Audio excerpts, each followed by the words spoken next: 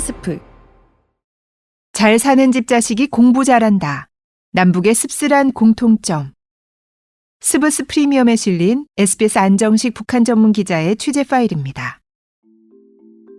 분단 70년이 넘었지만 북한이 남한과 비슷한 것 중에 하나가 학부모들의 교육열입니다. 북한 학부모들도 교육이 자식의 미래와 연관된다고 보고 자녀 교육에 열을 올리고 있습니다. 북한 학부모들의 입시 경쟁도 자녀들이 중학교에 진학하는 단계에서부터 시작됩니다.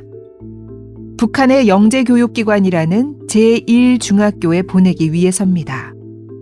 제1중학교는 우리의 중학교에 해당하는 초급중학교와 우리 고등학교에 해당하는 고급중학교 과정을 포괄하는 6년제 학교입니다.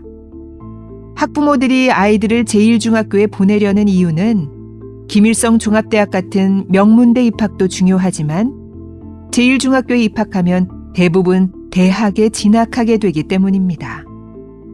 일반 중학교에서 10% 내외의 학생들만 대학에 진학하는 것과 비교해보면 제1중학교 입학 자체로 대학 진학에서 엄청나게 유리한 위치에 서게 되는 겁니다. 제1중학교가 인기 있는 또 하나의 이유는 졸업하고 바로 군대에 가지 않아도 된다는 겁니다. 북한에서는 대학에 진학하지 않으면 남자의 경우 대개 군대에 가는데 군대 내 생활이 열악하고 복무 기간도 길기 때문에 대학에 갈 수 있는 제1중이 선호됩니다. 제1중학교에 대한 선호는 북한 내의 사교육이 확대되는 계기로 작용했습니다. 돈 있는 학부모들이 자녀를 제1중에 보내려는 욕심과 경제난으로 생계가 어려워진 교사들이 부가적인 돈벌이를 해야 했던 이해관계가 맞아떨어졌습니다. 제1중이나 대학 진학에서 중요한 과목은 수학인데 돈이 있는 집들은 학교 밖에서 별도로 수학과외를 받기도 합니다. 이를 위해 학부모들이 유명 수학교사를 섭외해 시내에 집까지 얻어준 뒤 제1중 입학을 위한 그룹과외를 시키는 경우도 있다고 합니다. 제1중에 가려면 공부도 잘해야 하지만 부모의 경제력도 뒷받침돼야 합니다. 제1중 학생들은 기숙사 생활을 하는데 학교는 별 능력이 없기 때문에 부모들이 생활 비용을 대야 하기 때문입니다. 여기까지는 북한의 돈 있는 집 이야기였고 반대로 가정 형편이 좋지 않은 집들은 자녀들이 학교를 그만두는 일도 많습니다. 말로는 무상교육이지만 실제로는 학교에서 요구하는 것들이 많기 때문입니다. 북한은 원래 12년 무상의무 교육제로 유치원 1년, 소학교 5년, 초급중학교 3년, 고급중학교 3년에 들어가는 모든 교육 비용을 국가가 부담하도록 하고 있습니다. 하지만 국가에 돈이 없다 보니 학업에 들어가는 비용을 거의 전적으로 학부모가 부담합니다. 통일부가 2023년 발간한 북한 인권보고서의 기초에 살펴보겠습니다. 교과서는 교과서 요금이라고 불리는 일정 금액을 학교에 지불하고 받는 경우가 많은데 이마저도 충분하지 않아 헌책으로 제공되는 경우가 많다고 합니다. 교복은 대체로 국정가격 또는 시장가격을 지불하고 구입하는데 가정 형편이 어려운 학생들은 다른 학생들이 입었던 교복을 물려받는다고 합니다. 학교 시설 유지 보수에 들어가는 비용도 학생들에게 전가되고 있습니다.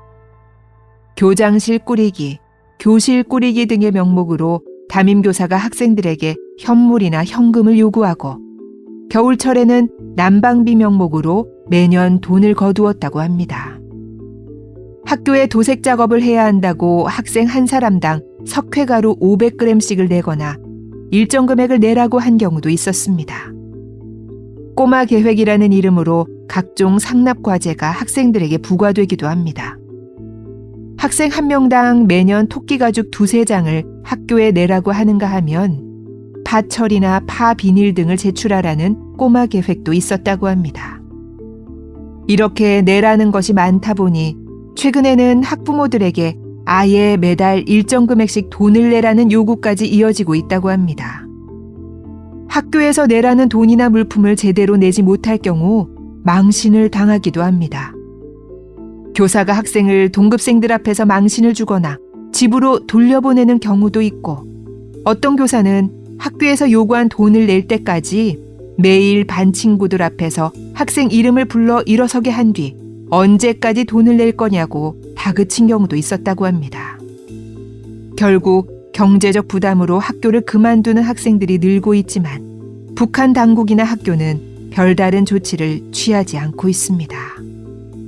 한 탈북민은 2018년에 아들이 소학교 학생이었는데 당시 학급 정원의 25% 정도가 경제적 부담으로 출석하지 못했다고 증언했습니다. 빈곤계층이 많은 농촌 지역 중학교의 경우 출석률이 절반도 안 된다고 합니다.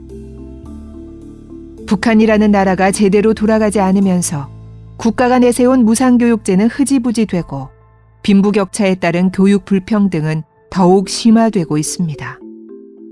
돈이 있는 집은 제1중학교 입학을 위해 과외를 시키고 대학 입학 과정에서도 영향력을 행사하는 반면 가정 형편이 안 좋은 집들은 학교에서 요구하는 각종 부담을 이기지 못해 아이들을 학교에 보내지도 못하고 있습니다. 김정은이 지난해 말 노동당 전원회의에서 학생들에게 교복과 가방, 신발을 제공하는 문제를 별도 안건으로 다룰 정도로 교육 여건 개선에 힘을 쏟고 있지만 전반적인 경제 상황이 낙후한 상황에서 단기간에 교육 여건이 개선되기는 힘들 겁니다. 경제력 격차에 따라 차별적으로 사교육이 이뤄지고 갈수록 계층 간 차이가 심해지면서 북한 내에서는 잘 사는 집 자식이 공부를 잘한다는 인식이 공공연해지고 있다고 합니다. 분단의 저편에서도 남한과 비슷한 넋두리가 나오고 있다는 게 신기하면서도 씁쓸한 대목입니다. 여기까지 SBS 안정식 북한 전문 기자의 취재 파일, 저는 아나운서 이병이었습니다. 스브스 프리미엄 앱을 설치하시면 다른 유익한 기사들도 많이 만나보실 수 있습니다.